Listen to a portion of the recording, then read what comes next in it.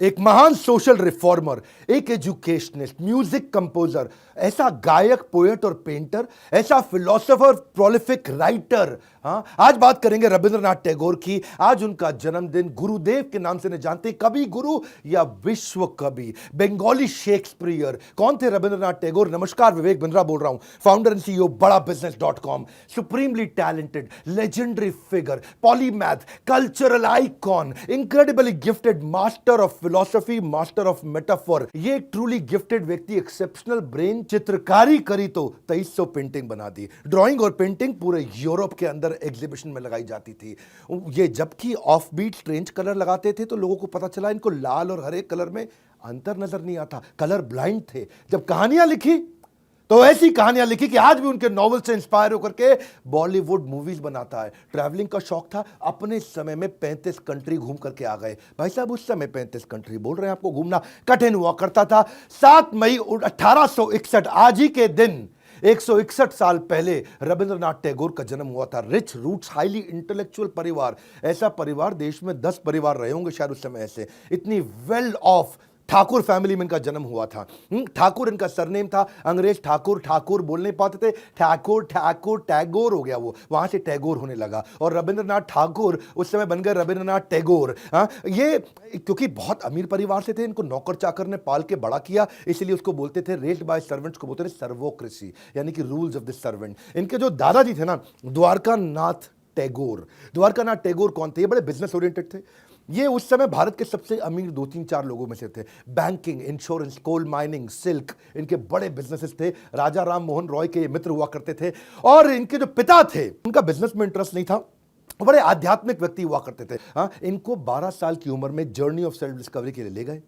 रविंद्रनाथ टैगोर छोटे से 12 साल की उम्र में सेल्फ रियलाइजेशन के लिए शांति निकेतन ले गए, हिमालय ले गए, इनर पीस के लिए, मन की शांति के लिए। इतना ही नहीं, नॉर्थ में फिर गोल्डन टेम्पल ले गए अमृतसर में, जहां सारा दिन ये गुरबानी सुना करते थे। दिन में 8-8, 10-10 घंटे बैठ करके गुरबानी सुना करते थे। गुरबानी के जो कीर्तन था ना, उसी से इंस्पायर्ड होकर इन्होंने बाद में म्यूजिक भी लिखा काफी। और स्पिरिचुअल टेक्स्ट तो ऐसे पढ़ाए गए इनको, रामायण, उपनिषद, वेदास बचपन से इन्होंने पढ़ लिए। इनके जो बड़े भाई थे वो भी अद्भुत थे, कम नहीं थे, सत्येंद्रनाथ टैगोर।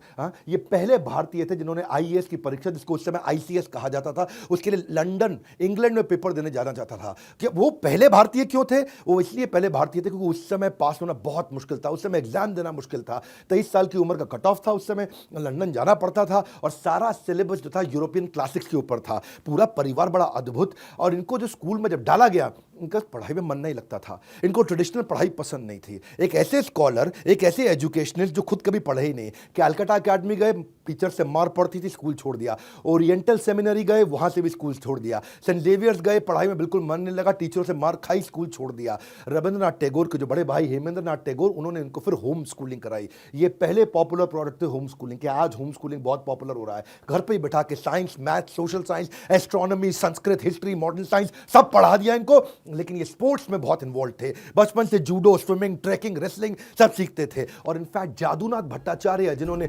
वंदे मातरम उसकी जो ट्यून सेट करी थी, वही जादूनाथ भट्टाचार्य इनको घर पे आके म्यूजिक सिखाते थे। 1878 में आगे चल के लंदन में लॉ की पढ़ाई करने गए, वहां से भी ड्रॉप आउट हो गए। ना स्कूल पढ़ा, ना ग्रेजुएशन पढ़ा, ना पोस्ट ग्रेजुएशन पढ़ा, ड्रॉप आउट हो गए। वो अलग बात है। इनके ड्रॉप आउट होने के बाद भी यूनिवर्सिटी कॉलेज ऑफ लंदन इनके नाम पे आज भी कॉम्पिटिटिव लिटरेचर की सीरीज आज भी पढ़ाता है। और ये आगे चल करके ऑक्सफोर्ड यूनिवर्सिटी ने इनको डॉक्टरेट भी दिया था।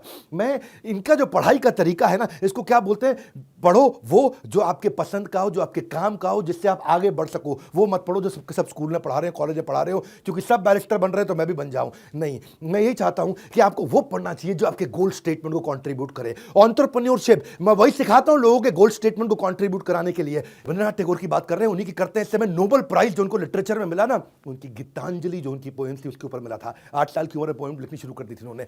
बिल्कुल अद्भुत व्यक्ति, इंद्र तृप्ति से परे। 16 साल के, आज उनका जन्मदिन है इसलिए उनको याद कर रहे हैं। 16 साल की उम्र तक तो उन्होंने कमाल कर दी, पहली किताब उन्होंने, पहली कलेक्शन छाप दी। 52 साल की उम्र में उनको नोबेल प्राइज मिला था लिटरेचर में, 1913। ये उस समय संघ हुआ करता था। कहते थे कि आप ना समुद्र को केवल दूर से खड़े होकर के देख के पार नहीं कर सकते, समुद्र में तो घुसना पड़ेगा। पहले एशियन थे जिनको नोबेल प्राइज मिला। इनफैक्ट पहले नॉन यूरोपियन थे, यूरोप से पहले पृथ्वी पे अगर किसी को नोबेल प्राइज मिला तो वो थे रविंद्रनाथ टैगोर, हमारे गुरुदेव। हाँ, इनकी सारी राइटिंग्स उपनिषद से इंस्पायर्ड हुआ करती थी। चारुलता, जोकर बाली, काबुली वाला, अतिथि, पोस्टमास्टर, ये तो आज भी मॉडर्न टाइम्स में भी इतने रेलेवेंट है। सारा का सारा बॉलीवुड घुस रहा है बार बार देखे कि भाई इनकी नॉवल के ऊपर कोई मूवी बना दे क्या। हाँ, अब कब से पहली साइलेंट मूवी बलिदान इन्हीं के नॉवेल्स के ऊपर बनी थी। दिलीप कुमार की मिलन 1946 में, घूंघट जो भारत भूषण की मूवी थी, काबुली वाला, डाकघर ये 1965 में। जितना बॉलीवुड उस समय भी, उपहार 1971 में, लेकिन विनोद खन्ना और डिंपल कपाड़िया की मूवी, अस्तित्व, चोकर बाली, और आज भी रविंद्रनाथ टैगोर के ऊपर मूवीज बन रही हैं, उनकी किताबों के ऊपर मूवीज बन रही हैं। इनका नोबेल पीस प्राइज एक बार चोरी हो गया था, होने दो चोरी, क्या फर्क पड़ता है। स्वीडिश अकेडमी ने उनको दोबारा अवार्ड दे दिया। हाँ, 2004 की बात कर रहा हूं, ये तो जीवित नहीं थे। स्वीडिश अकेडमी को इतना मानती, इन्होंने कहा कि एक गोल्ड एक सिल्वर 2 बार देते हैं आपको दोबारा से। एक्चुअली क्या है, बंगाल एक अद्भुत राज्य है। बंगाल के अंदर 57% जितने हमारे देश के एकेडमिशियन है सारे बंगाल से आए हैं। बंगाली लोग इंटेलिजेंट बहुत होते हैं। 54% इंडिया के साइंटिस्ट बंगाल से आए हैं। 90% पीएचडी स्कॉलर साइंस और टेक्नोलॉजी के बंगाल से आए हैं। ये बंकिम चंद्र चटर्जी, सत्यजीत रे, ये जितने इंटेलेक्चुअल्स थे, अमर्त्य सेन, शेख मुजीबुर रहमान जो कि पहले हमारे राष्ट्रपति रहे, प्रधानमंत्री बांग्लादेश के, श्री चैतन्य महाप्रभु, श्रीमती राधा रानी और कृष्ण के कंबाइंड अवतार, श्रील रूप गोस्वामी, ऐसी भक्तिवेदांत स्वामी श्रील प्रभुपाद जो कि इस्कॉन के संस्थापक आचार्य भी थे, नेताजी सुभाष चंद्र बोस, ईश्वर चंद्र विद्यासागर, राजा राम मोहन रॉय, स्वामी विवेकानंद। हाँ, बंगाल के अंदर एंटरप्रेन्योरशिप कम है पर इंटेलिजेंस हाईएस्ट लेवल की हमारे देश को दे रहा है। रविंद्रनाथ टैगोर ने एक विश्व भारती यूनिवर्सिटी बनाई आगे चल के, शांति निकेतन, वेस्ट बंगाल में। पर्पस क्या था, कन्वेंशनल पढ़ाई को चैलेंज कर देंगे। हाँ, ये जो लिख करके किताब में पढ़ाया जाता है वो नहीं चाहिए, हमारे को फील्ड में पढ़ाई चाहिए। उसी के लिए उन्होंने विश्व भारती यूनिवर्सिटी बनाई। और ये जो विश्व भारती यूनिवर्सिटी थी, इसी से ही अमर्त्य सेन आए, इसी से सत्यजीत रे आए, इसी से इंदिरा गांधी आई। देश के कई इंटेलिजेंट लोगों को यहां से जन्म मिला है। इन्होंने अपना सारा पैसा नोबेल पीस प्राइज का इसी स्कूल को बनाने में लगा दिया था। हाँ, यहाँ पे अच्छा, इतना इनसे अंग्रेज भी इंस्पायर्ड हुआ करते थे कि किंग जॉर्ज जो इंग्लैंड के थे, उन्होंने नाइटहुड की उपाधि दी, नाइटेड कर दिया इनको 1915 में। लिटरेचर में जो उनका कॉन्ट्रीब्यूशन था उसके लिए। वो अलग बात है, जलियांवाला बाग का जब मैसाकर हुआ तो उन्होंने अपनी सर की उपाधि, नाइटहुड की उपाधि, अंग्रेजों को वापस कर दी, बोला नहीं चाहिए तुमसे। और ज्यादातर लोग जानते हैं कि रविंद्रनाथ टैगोर ने 2 नेशनल एंथम लिखे। जन गण मन 1911 में उन्होंने लिखा था, जो हमारे देश का है। आमर सोनार बांग्ला, ये बांग्लादेश का 1905 में उन्होंने लिखा था। लेकिन ज्यादातर लोगों को नहीं पता कि श्रीलंका का मठा, श्रीलंका मठा, ये भी इन्हीं से इंस्पायर्ड निकला। यानी कि इनके पास कंट्रीब्यूशन है 3 नेशनल एंथम के, इंडिया, बांग्लादेश और श्रीलंका। जब गाने लिखे तो 2232 लिख दिए, और ऐसे लिख दिए कि पूरा का पूरा Hindustani classical music, Gurbani, inherent folk music of Bengal सब अंदर डाल दिया इन्होंने। ताल जब पढ़ते थे, ताल को सीखा तो बोला ये ताल तो कम है, 6 नई ताल क्रिएट कर दी इन्होंने, इसको बोलते हैं कर्नाटक ताल। कर्नाटक ताल इंस्पायर्ड होकर के 6 नई ताल इन्होंने बना दी, क्योंकि कहते हैं कि जो एग्जिस्टिंग ताल है वो जस्टिस क्रिएट नहीं कर पा रही है।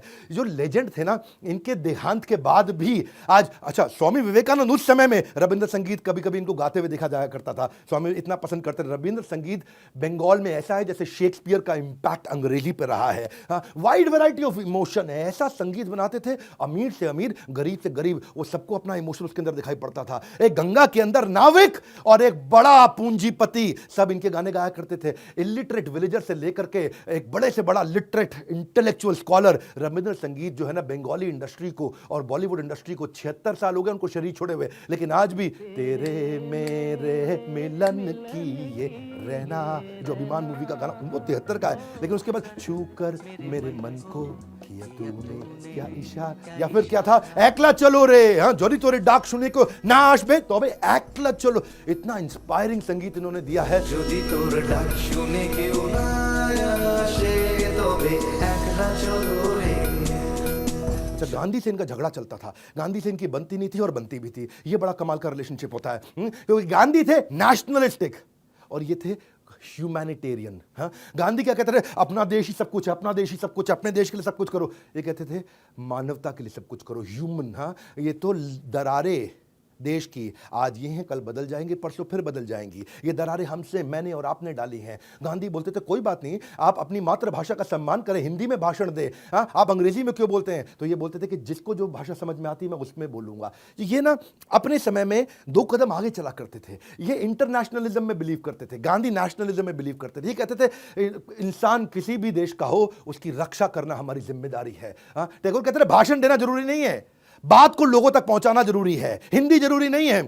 जवाहरलाल नेहरू बोलते थे कि कोई भी दो व्यक्ति पूरी पृथ्वी पे इतना ज़्यादा एक दूसरे से अलग विचार कभी नहीं रखते होंगे, और रखने के बावजूद एक दूसरे के प्रति इतना प्रेम तो हो ही नहीं सकता रख सके। हाँ, ऐसे ही रविंद्रनाथ टैगोर बोलते थे कि friendship between us is richer because of the intellectual differences between us. हाँ, हम दोनों में वैचारिक मतभेद है, लेकिन एक दूसरे के प्रति सम्मान की कोई कमी नहीं है। गांधी बोलते थे चरखा चलाओ, अपना कपड़ा खुद बनाओ, ये बोलते थे हर आदमी चरखा चलाएगा तो देश आगे कैसे बढ़ेगा। इन्होंने किताब लिख डाली द कल्ट ऑफ चरखा, चरखे के नुकसान। ये बोलते थे चरखा महंगा पड़ता है, विदेशी कपड़े सस्ते पड़ते हैं, वो भी ले लो।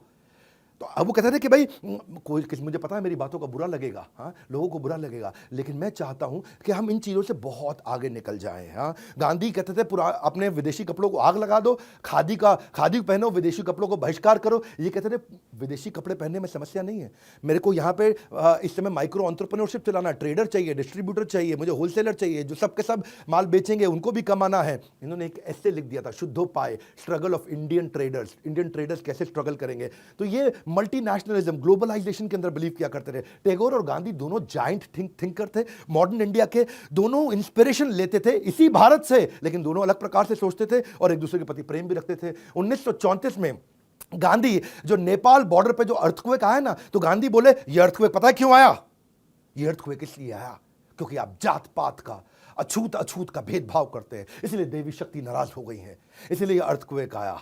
टैगोर खुंदक खा गए, बोले कमाल हो गया गांधी जी, इतना नॉन साइंटिफिक। हाँ, ये छूत अछूत के चक्कर में अर्थक्वेक आ गया, ऐसे थोड़ी है। तो मैं तो बहुत हैरान हूं गांधी जी का पत्र पढ़ के, ऐसा बोले टैगोर कि गांधी जी जैसा पढ़ा लिखा व्यक्ति भी ऐसे गैर वैज्ञानिक सोच रख सकता है। तो इनमें बड़े बहुत मतभेद हुआ करता था। 1936 में रविंद्रनाथ टैगोर थिएटर के अंदर डांस ड्रामा किया करते थे। एक बार की कहानी बता रहा हूं, और वो अपना फंड इकट्ठा करने के लिए करते थे। विश्व भारती शांति निकेतन जिन्होंने स्कूल यूनिवर्सिटी बनाया था।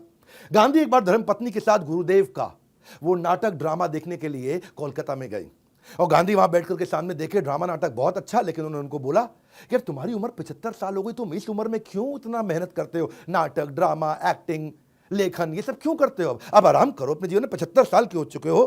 हाँ, तो उस पर उन्होंने जवाब दिया कि नहीं, मुझको पैसे की ज़रूरत है, मैं फंड रेज कर रहा हूँ, मुझे ये शांति निकेतन को बड़ा करना है, मुझे स्कूल की पढ़ाई के तरीकों को बदलना है। तो गांधी ने बोला कोई बात नहीं, ये सब मत करो। गांधी ने अपने कई इनके फॉलोअर्स हुआ करते थे, उसमें एक अंग्रेज बिजनेसमैन फॉलोअर, उसको बोल के इनको 60,000 रुपये का डोनेशन दिलाया, और फिर इन्होंने अपना स्कूल चलाया। तो गांधी और टैगोर आपस में एक दूसरे के खिलाफ थे, पर जब मदद करने की बारी आती थी तो हमेशा एक साथ थे। और गांधी को महात्मा टाइटल भी इन्होंने दिया, और इनफैक्ट देश नायक का भी टाइटल जो नेताजी सुभाष चंद्र बोस को, वो भी टैगोर ने दिया, और वाइस वर्सा गांधी भी इनको गुरुदेव कह के बुलाया करते थे। हाँ, कई ऑनर्स हुए इनके नाम पे। हाँ, आज भी गॉर्डन स्क्वायर लंदन के अंदर प्रिंस चार्ल्स की 150वीं इनकी अपनी बर्थ एनिवर्सरी पे इनका स्टैचू बनाया गया। इजराइल ने टेल अवीव के अंदर एक सड़क इनके नाम पर रख दी, जिसका नाम रखा उन्होंने रेहॉव स्ट्रीट, मतलब एक ऐसा टेल अवीव के अंदर सड़क बना दी इनके नाम की। हाँ, रविंद्र सेतु कोलकाता में, इतना कुछ है इनके नाम पे। श्रीलंका के अंदर एक बहुत बड़ा मेमोरियल ऑडिटोरियम है इनके नाम पे। विश्व कवि रविंद्रनाथ टैगोर बांग्लादेश में इनके नाम पे सैकड़ों अवार्ड्स भी हैं। Rabindranath Tagore literacy prize, literary prize, Tagore Ratna, कई तरह के अवार्ड हैं। यूनिवर्सिटीज, बांग्लादेश की रविंद्र यूनिवर्सिटी, रविंद्र मैत्री यूनिवर्सिटी, या मॉरिशस की रविंद्रनाथ टैगोर स्कूल यूनिवर्सिटी, ये सब कुछ इन्हीं के नाम पे बनाए गए हैं। इनफैक्ट पोर्ट ब्लेयर के अंदर भी टैगोर गवर्नमेंट कॉलेज इनके नाम पे है। और इनके बारे में अगर मैं सब कुछ एक वीडियो में बता दूं तो ऐसा है कि पूरे के पूरे संसार को एक बोतल में डाल देना, पूरा संसार एक बोतल में आ नहीं सकता है। रविंद्रनाथ टैगोर ऐसे महान व्यक्ति कई सदियों में एक बार आते हैं, और यही मेरा प्रयास रहता है आपको वो पावरफुल कंटेंट लाके देना, छोटे वीडियो के अंदर सॉलिड कंटेंट। इनफैक्ट छोटे वीडियो के अंदर सॉलिड कंटेंट में मैं अब आपको देने जा रहा हूं बिजनेस का ब्रह्मास्त्र। एक अपनी तरफ से गुड न्यूज भी दे देता हूं, 7 वंडर्स ऑफ द वर्ल्ड। आप वनरप्रेन्योर, सोलोप्रेन्योर, एंटरप्रेन्योर कुछ भी हो, मैं आपको fast track MBA crash course दे रहा हूं। Hey guys, come on, listen to me. Fast track MBA crash course. हाँ, MBA का क्रैश कोर्स आपको जो दे रहा हूँ, 300 से ज़्यादा स्ट्रैटेजी, सारी इंडस्ट्री, सारे फंक्शन, सारे स्टेजेस, आप कुछ भी करते हो। सेल्स की 100 स्ट्रैटेजी, स्ट्रैटेजिक एग्जीक्यूशन की 20 स्ट्रैटेजी, रिटेल की 100 स्ट्रैटेजी, मार्केटिंग की 40 स्ट्रैटेजी, लीडरशिप की 30 स्ट्रैटेजी, पीक परफॉर्मेंस और प्रोडक्टिविटी की 50 strategy, idiot proof, failure proof, risk proof, ऐसी स्ट्रैटेजी दे रहा हूँ। और ये सब कुछ मैं आपको दे रहा हूँ मनी बैक गारंटी के साथ में। स्टार्टअप की 20 स्ट्रैटेजी, बिजनेस ऑपरेशंस की 20 स्ट्रैटेजी, आपका 100% रिस्क रिवर्स कर दिया, केवल 2999, 2,999 रुपए, 2,999 रुपए, 2,999। और नहीं पसंद आए फोन करो, पैसे वापस ले लो, 48 घंटे में वापस, कोई टेंशन नहीं लेने का। लो प्राइस गारंटी तो है ये, दुनिया में इतने सस्ती फास्ट ट्रैक एमबीए कोर्स दुनिया में कोई नहीं करा सकता। Lowest price guarantee, free service guarantee. कुछ समझ में ना आए तो कॉल कर सकते हो। रिप्लेसमेंट गारंटी, ये पसंद नहीं है इसकी जगह कुछ और ले सकते हो। मनी बैक गारंटी, सब गारंटीज का बाप होता है मनी बैक गारंटी, पैसा ही वापस ले लो। अब पड़े हो किस चक्कर में, कोई नहीं है टक्कर में, आपका पूरा रिस्क खत्म कर दिया है मैंने। 2999 के अंदर 48 घंटे में पूरा पैसा वापस, इजी और रिस्क फ्री कर दिया। आप अनसेटिस्फाइड नहीं, ले लो वापस। कैसे पता लगा इसके बारे में और मेरे साथ आज इस पूरा वीडियो को देखने के लिए आपका धन्यवाद। नीचे कमेंट बॉक्स में भाई और किसका वीडियो देखना चाहेंगे, और रविंद्रनाथ टैगोर जी को उनके जन्म दिवस पे, उनके आविर्भाव दिवस पे आज उनको बधाई दीजिए। नीचे कमेंट बॉक्स में उनके बारे में लिखिए।